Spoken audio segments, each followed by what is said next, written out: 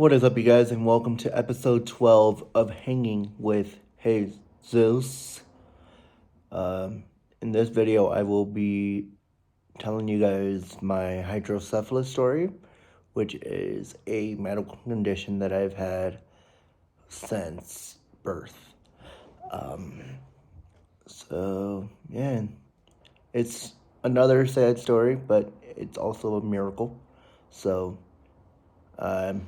give this video a thumbs up, comment down below if you guys have any more questions, or share this with other people who you may know that probably may have hydrocephalus or had it.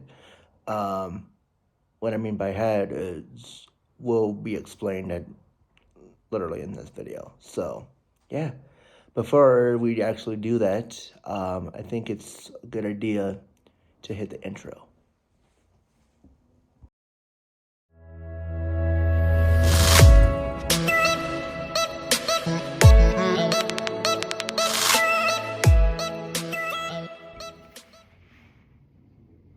All right. What I have is called congenital hydrocephalus. I've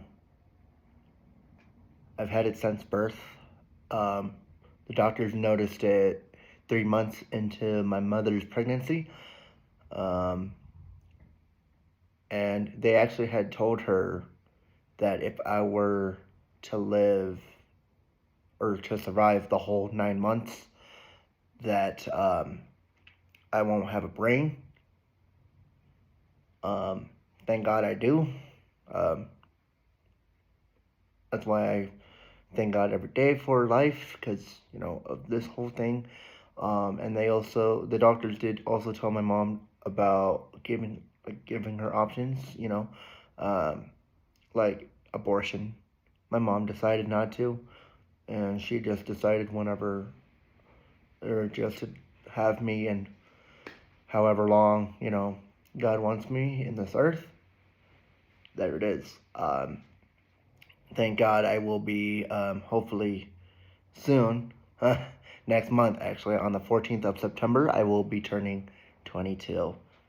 Yay! Taylor Swift's birthday, apparently. Because, 22. Cheers to that.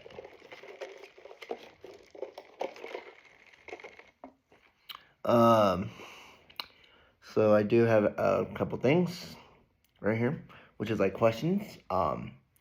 What is congenital hydrocephalus? Congenital, I think that's how you pronounce it. Hydrocephalus is a buildup of excess cerebrospinal fluid, also known as CSF, in the brain at birth. The extra fluid can increase pressure in the baby's brain, causing a brain injury and mental, physical problems.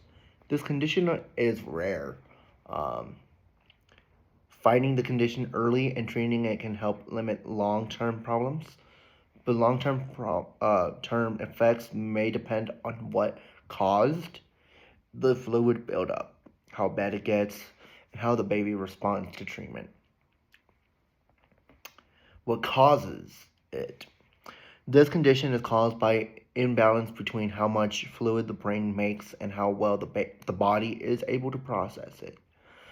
Normally, fluid flows through and out of chambers of the brain called ventricles, and then around the brain and spinal cord. The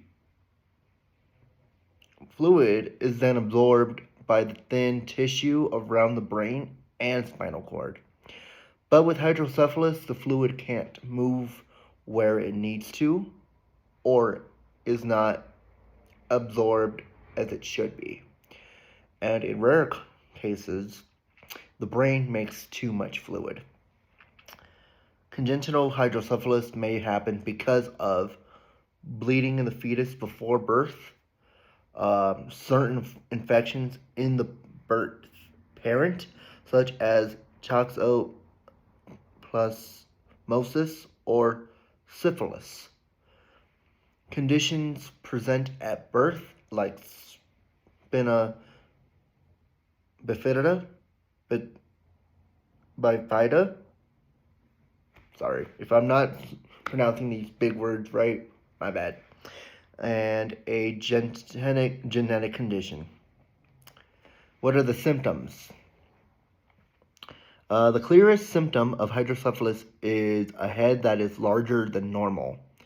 Um, so my head, I don't know if I have any pictures anymore, but so my head at birth literally was shaped like a cone. You and your doctor may notice it when the baby is born or within the first several months of life. It's normal for a baby's head to grow a lot during the first year, but with congenital hydrocephalus, the head may grow faster than the normal rate for a baby's height and weight. The condition may cause the soft spot, fontanelle, on your baby's head to feel firm or bulge out. Also, the areas between the skull bones, the sutures, may be larger than normal. If a pressure builds in the brain, your baby may be irritable, sleep too much, vomit, or eat very little. How is it diagnosed? A fetal ultrasound can sometimes show the problem before birth, but it can be found during a physical exam soon after birth. Your doctor may suspect that your baby has congenital hydrocephalus if your baby's head is larger than normal. Your baby may need imaging tests such as a CT scan, an MRI, or an ultrasound that can give a picture of the brain with more detail. Genetic tests may be done in some cases. How is congenital hydrocephalus treated? Early treatment can help limit or prevent injury to the brain. Treatment focuses on reducing the amount of fluid in the brain to relieve pressure. At birth, I actually did have two surgeries. When the first one was to put my head back to normal, like without a cone, without a cone shape, and the second one is where the doctor puts a flexible tube called a shunt in the brain to drain the fluid. The shunt carries fluid to another part of the body, usually the belly or the heart, which in my case, it's going to the belly, which then absorbs the fluid. The shunt may stay in the brain for life, though it may have to be fixed or replaced later if it becomes blocked or infected. And I actually will be talking about that in this video as well.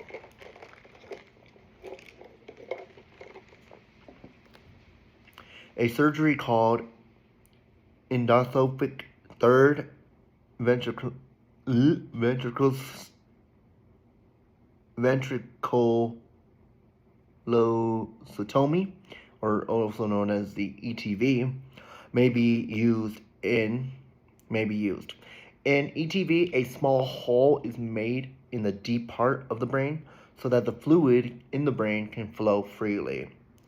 Sometimes emergency treatment is needed to reduce the fluid. This may include medicines, a lumbar puncture, sometimes called a spinal tap, or a procedure to drain fluid from the brain until a shunt can be put in. If your child has any developmental problems or delays caused by an injury to the brain, your doctor can help you find the care you need. Treatment will focus on the specific problems your child has. For example, speech therapy can help with speech delays.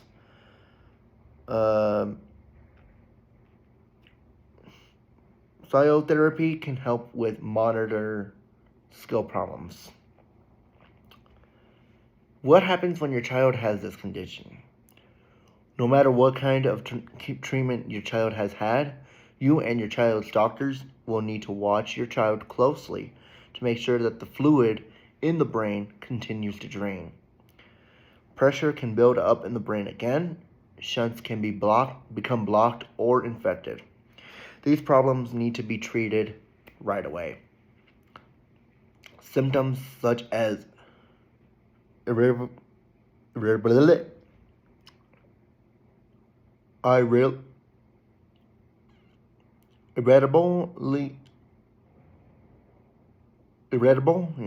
just being irritable, or poor appetite, sleeping too much, vomiting, may be signs that fluid has built up again. After early childhood, there may be other symptoms to watch for, such as headaches, vision problems, or problems walking. Shunt infections may also cause a fever and redness along the shunt tract or valve. As your child grows, you'll need to watch for problems with brain development. These could include things like delayed learning, problems with motor skills, and speech problems. Talk to your doctor about any new problems or changes you see. And that's pretty much all it explains. Thanks to myhealth.alberta.k for this information. And so yeah, that pretty much just explains what that congenital hydrocephalus is. And yes, my bad for saying words wrong, but you probably get what words I'm trying to say. So now what I will be explaining is the problems that the shunt would have. This was back in June of 2017. So a couple years ago, actually. Not too long ago, actually. I think it was about 8 years. Kidding. 3, 4, I don't know, 3. So 2017 plus 3 because of 2020, so it was 3 plus 4, 3, 4, 5, 6. Yeah, about 7 years. So 7 years ago. Sorry that took forever. So about 7 years ago, in June of 2017, on June 12th, I woke up with the baddest headache ever. The worst. It was not a headache where, you're studying too hard for school or, doing homework and stuff and blah, blah, blah. Or it's like the headache, sometimes your family will give you. It's like not that kind of headache.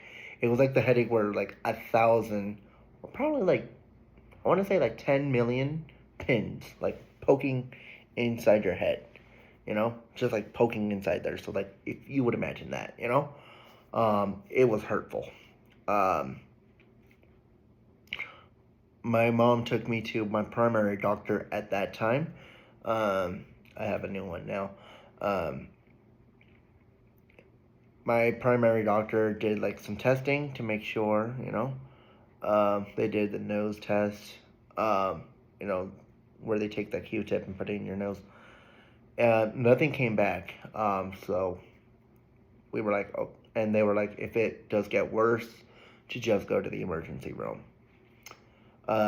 Tuesday, June 13th, my dad took the day off, to take care of me, to make sure I'm doing okay. And every time that I was around him, the headaches were gone. The headache was gone for some reason.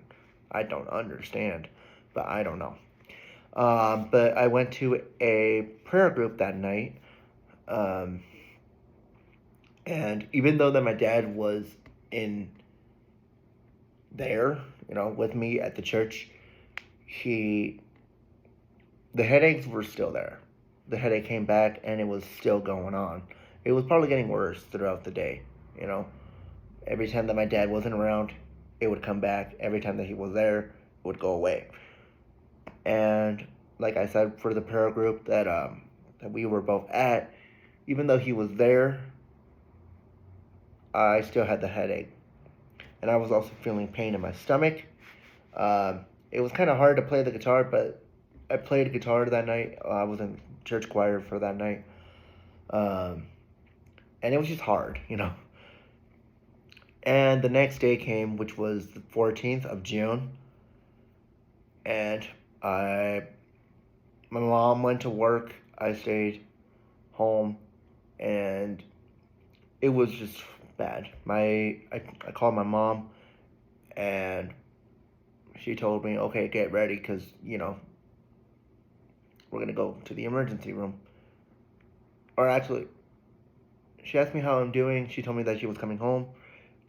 And I'm like, it's kind of okay, but not really. I actually just didn't want to, like, sleep, or I didn't want to eat. I didn't want to do anything besides sleep. My mom got home from work, and she's like, okay, you're not okay. We're going to take you to the emergency room. She took me to the one that's over here, closer to my house, which is on, you know, it's like one of those like small emergency rooms. And I was not okay.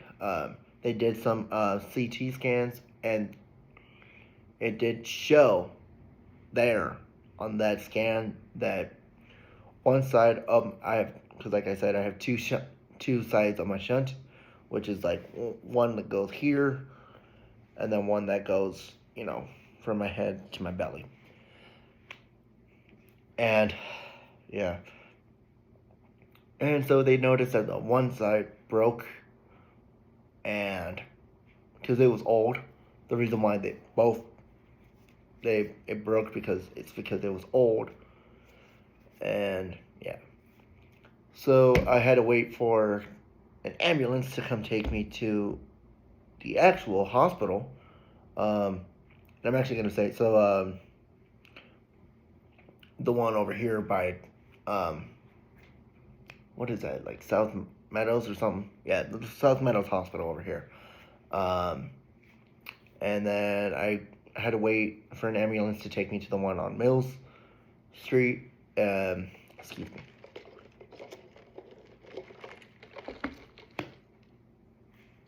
And I had to wait like 3 hours because like the insurance, they were being, you know, they were being dumb as fuck, and they didn't want to like, pay for it. But then 3 hours later, they came into their senses.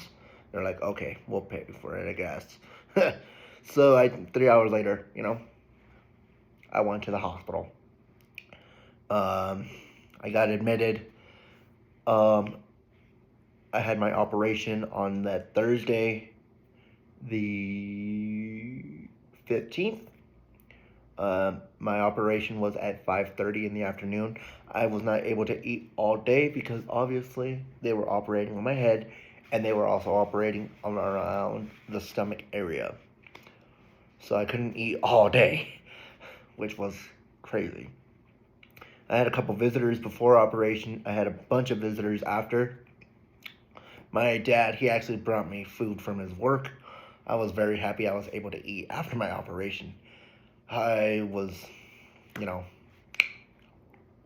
I was hungry.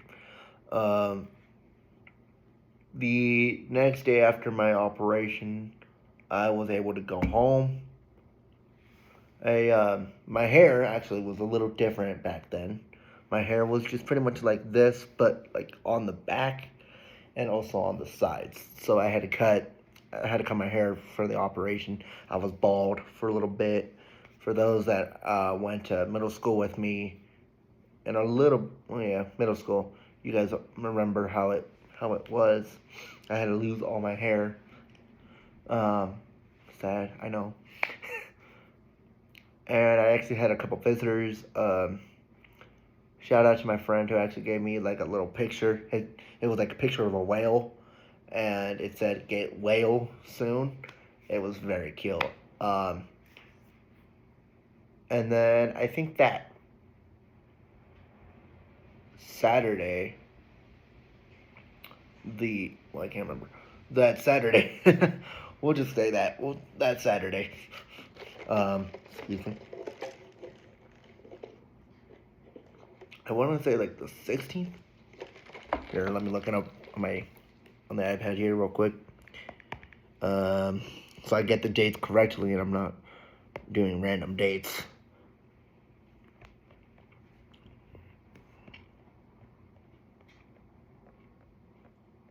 I went through a lot, you guys. It was just crazy. It was a crazy summer. Oh yeah. So yeah, the Saturday the 17th, I actually had a visitor here at the house. My cousin Jackie. Shout out to you, by the way. Uh, Her mom, well, my aunt and my mom, they went to go clean a house. My cousin stayed with me to take care of me. Um, I did have pain medication just in case if I had any pain. I didn't have any pain because of the stitches. Nope, I was good. I was alive. Um, thank God, I was alive. And it was a lot of fun. I got to hang out with her. Super fun. And so I want to say like about 2 weeks later, but it was from. Actually, it was skip a couple weeks. So I was like fine for a couple weeks. And then around the first week of July, I was playing video games in my living room and on my PS4, and I started feeling like water coming down like right here, and I was like thinking to myself, I was like, oh my God, I can't believe I'm sweating that much. And I called my doctor, and the doctor he was not my doctor, my new head doctor, my neurologist. He was not available, so they did another surgery with a doctor that was on call, and they replaced the stitches with staples, and it kind of helped a little bit. And so I had to get operated. That operation actually happened on July 4th of 2017. And it was just horrible. That was my second operation. I was like, okay, great. I'm going to lose my hair again. And then about a week later, I started feeling water again.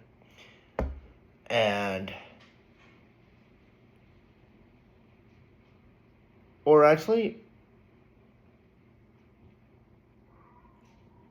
I think it was like a couple days later, or it was like that day, they noticed that the other side of the shunt broke. Or actually, I think it was just about a week later, they noticed, because I went to go get x-rays to make sure I was okay, from the first operation, and they noticed that my other side of the shunt broke, and they didn't have an operation up until like a couple weeks. And it was just like one night where it was not super at night, but it was like there was just water coming, and it wouldn't stop. And so I went to the hospital, and I got operated for the third time. I can't remember when it was exactly, but for the third time in a row of that summer, I got operated. But this time, it was my other side. Actually, this side, yeah. So the side that, for the water. But actually, they did this side first, and then stitches with staples, they replaced again. That was the second one. Then the third one, it was this side. So I don't know what side I mentioned at the first, but it was this side first, and then they went here. But yeah, you guys. So that is my hydrocephalus story. I thank God every day for giving me life, for giving me all the friends that I've known, the for, since like elementary school, middle school, high school. I would name all of you guys, but there's so many of you guys. But speaking of which, I think, oh, well, next week's video, I probably will give out the shout out. But by the time this video goes out, it's actually kind of a week before-ish, because August 11th, actually on not this Sunday, but next Sunday, I will be not our friendship anniversary between a couple of people. It will be 10 years, which, since middle school, which I thank you guys for, being by my side. Shirley and Stella, who have been on previous episodes, or who are like in 2 episodes in a row. I think it was for episode 2 and 3, I believe. Thank you guys for being part of my life as well. Shirley, you were longer because we met around 3rd grade-ish. Rachel, we met in 3rd grade. So yeah, probably, a little bit longer. But yeah, thank you guys, all my friends, all my new friends that I've met in the previous years, previous months, my coworkers, who unfortunately won't be my coworkers in a couple weeks because I will be leaving leaving the job and then going to school for criminal justice, and I will also be moving houses, which is like very exciting news. So yeah, hope you guys enjoyed this story. Hope you guys enjoyed this episode. Make sure you guys give it a like, comment down below if you guys have any more questions, and share this with family, friends, that you guys may know that you guys might think that will enjoy this, this episode, or share this channel, with new people. And if you guys are new here, my name is Jesus Godinez Garcia, and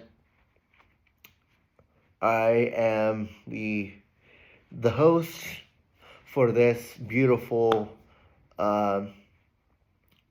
YouTube series I call Hanging with Jesus. And yeah, if you guys are new here, so make sure you guys subscribe, like that, hit the like button, comment down below, share it with people that you may know. For that way you guys can see like very cool videos like this one, or in the future. I actually do want to point out with you guys that this video is actually coming out on a Wednesday, but starting on episode 13, which is next week's video,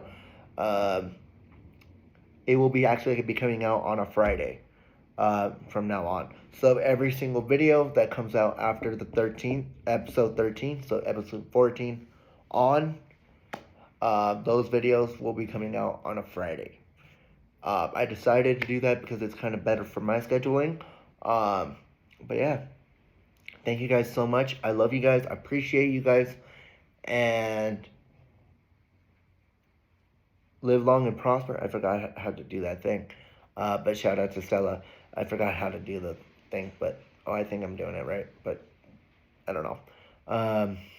But live long and prosper.